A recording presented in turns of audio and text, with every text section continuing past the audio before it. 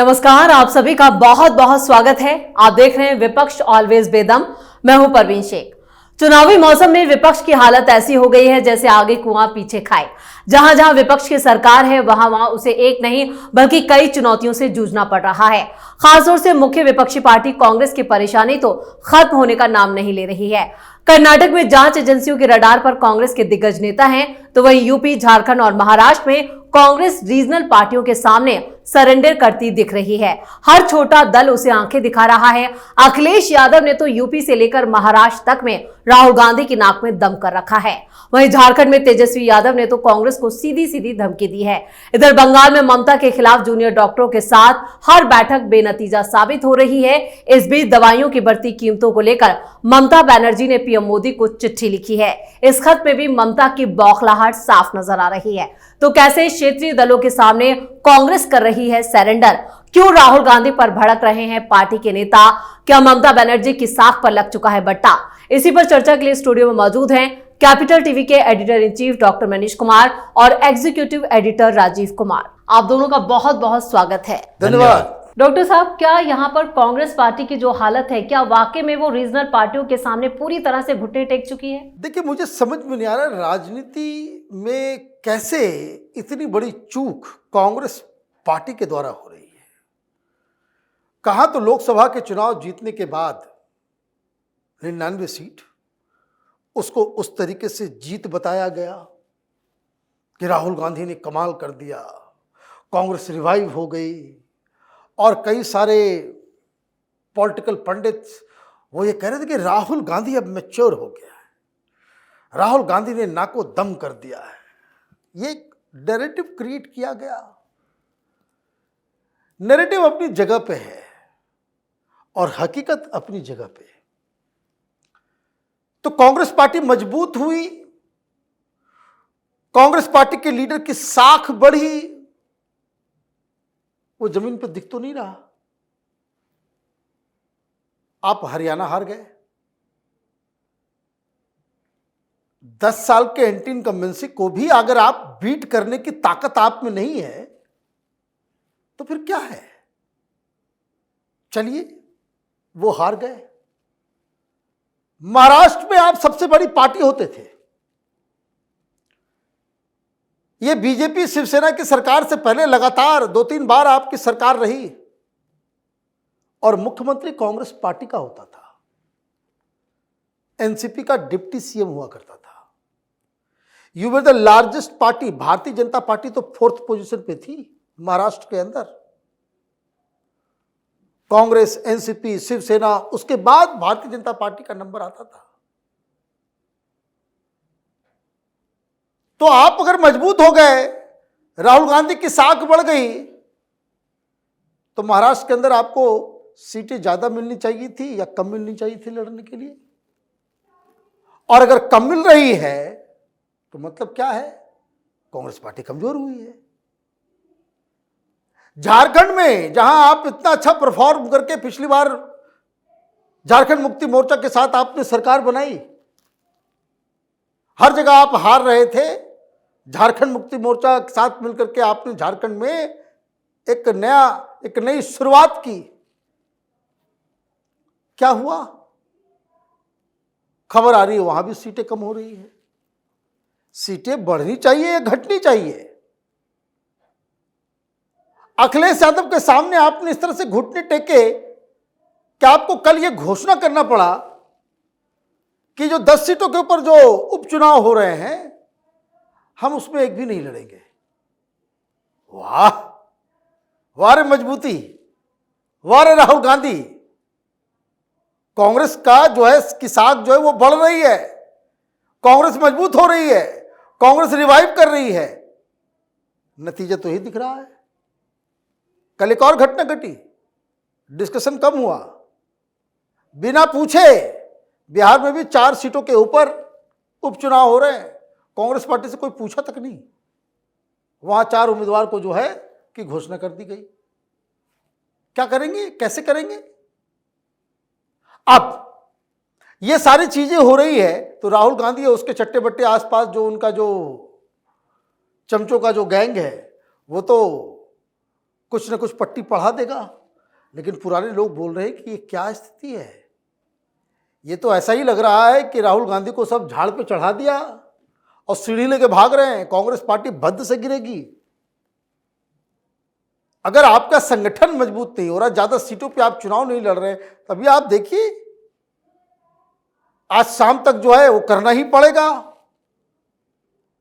Seat sharing formula भी, उम्मीदवारों की घोषणा भी। आप देखिए कैसे एक्सोडस होता है, कांग्रेस पार्टी लोग को छोड़ करके जो है वो दूसरे पार्टी में शामिल होंगे। तो ये कांग्रेस की हालत हो गई है। कांग्रेस की हालत वाकई में दयनीय है। और आज जो कांग्रेस की हालत है उसके लिए कौन जिम्मेदार? देखिए, राहुल गांधी जिम्मेदार, और कौन जिम्मेदार होगा? राहुल गांधी कमांडर हैं तो जिम्मेदार तो कमांडर ही होगा। कोई भी राष्ट्रीय पार्टी जो अपने आप को कहती है, ये केजरीवाल जैसी पार्टी की बात नहीं करते। ये राष्ट्रीय पार्टी का एक ठप्पा मिल जाता है, कभी ममता बनर्जी को, कभी मायावती को, कभी केजरीवाल को। कुछ समय तक मिलता है, कुछ समय अगले चुनाव में या फिर आम आदमी पार्टी के विधायक गुजरात से भाग गए या फिर गोवा से दूसरी पार्टी में शामिल हो गए, इनकी मान्यता खत्म हो जाएगी। लेकिन कांग्रेस और भारतीय जनता पार्टी जैसी पार्टियां हैं, और इन पार्टियों के लिए अगर जीत हार देखना है, अपने संगठन को मजबूत करना है, तो दो स्तर पर काम तो करना पड़ेगा। एक, शीर्ष नेतृत्व, केंद्रीय नेतृत्व के स्तर पर एक नेता पैदा किया जाता है, और वो पैदा होता है जो कि किसी भी जगह के चुनाव में कम से कम इतनी भूमिका निभाए कि 20-25% अपनी पार्टी के वोट में से 20-25% वोट इजाफा कर सके, बढ़ा सके। जैसे कि पीएम मोदी है। किसी भी राज्य का चुनाव हो, यहां तक कि कभी कभी तो जैसे ग्रेटर हैदराबाद म्युनिसिपल कॉर्पोरेशन के चुनाव में भारतीय जनता पार्टी के बड़े बड़े नेता मैदान में उतरे थे, इसलिए कि वो बड़ा इंपॉर्टेंट चुनाव था। वहां से तेलंगाना में भारतीय जनता पार्टी के लिए दरवाजा खुलने वाला था कि तेलंगाना विधानसभा चुनाव से पहले ये चुनाव है। तो ये अगर राष्ट्रीय नेता हैं ये लोग, तो राष्ट्रीय नेता को क्षेत्रीय चुनावों में, चाहे विधानसभा का हो या फिर वहां पर उपचुनाव हो, छोटे मोटे चुनाव हो, विधानसभा के चुनावों में भी कुछ केंद्रीय नेतृत्व को यह चाहिए कि वो 10-20% वोट बढ़ा सके। और दूसरे स्तर पर आपको क्षेत्रीय लीडर पैदा करना पड़ेगा, उनको आगे बढ़ाना पड़ेगा। ये क्षेत्रीय छत्र होते थे हमेशा से। अगर देखा जाए कांग्रेस पार्टी इतनी मजबूत कैसे हुई, साउथ इंडिया में कैसे रही, कि कामराज भी आते थे, कांग्रेस पार्टी के लीडर थे, तमिलनाडु के मुख्यमंत्री रहे, और उन्होंने केंद्र से छोड़कर राजनीति राज्य में जाने स्वीकार कर लिया। या फिर जीबी पंत रहे, बिहार में रहे, कृष्ण बाबू रहे, सब जगह एक क्षेत्रीय छत्र पैदा किया गया कि आप वहां के लीडर बने, आपके 30-40% पॉपुलैरिटी रहेगी, और अगर यहां से केंद्रीय नेतृत्व जाएगा तो 10-20% इजाफा कर दिया तो हम चुनाव जीत जाएंगे। अभी राहुल गांधी पर क्या है भरोसा है? राहुल गांधी किसी स्टेट में जाकर अपने बदौलत 10-20% वोट इधर उधर कर सकते हैं। इनकी वैसी पहचान नहीं है, वैसा कद नहीं है। वैसे हर चुनाव में जाते हैं, एक ही रटा रटाया मुद्दा, वहां के लोकल मुद्दों की जानकारी नहीं, अपने इर्द गिर्द ऐसे सलाहकारों के मंडली रखे हैं जिसको खुद ही ग्राउंड रियलिटी के बारे में पता नहीं है। जहां किसी को जिम्मेदारी देते हैं वो कांग्रेस को और बर्बाद कर देता है, जैसे हरियाणा में हुड्डा को जिम्मेदारी दे दी और आपस में लड़ने लगे। तो अभी कांग्रेस को अगर अलग अलग स्टेट में देखिए, कितने लोग जानते हैं कि झारखंड में कांग्रेस का कोई बड़ा लीडर है?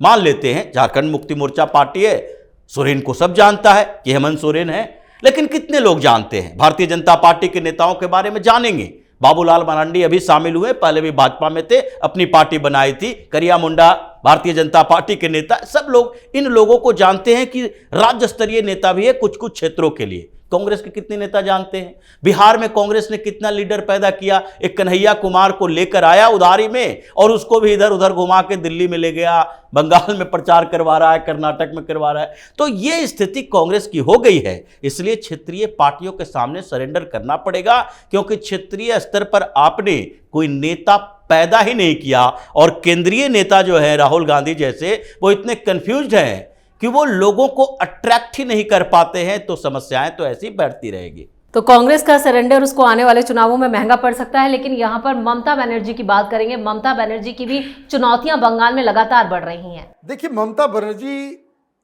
की चुनौतियां, ममता बनर्जी की अपनी नीतियां हैं। सबसे बड़ी समस्या आप ये समझ लीजिए, ममता बनर्जी को लोग एक कर्मठ ईमानदार, जुझारू और pro public, pro people leader के रूप में देखा जाता था। आज ममता बनर्जी भ्रष्टाचारियों के साथ हैं। टीएमसी एक भ्रष्ट पार्टी है। ममता बनर्जी तमाम इलीगल काम करने वाले सिंडिकेट के साथ है। टीएमसी सिंडिकेट की पार्टी हो गई।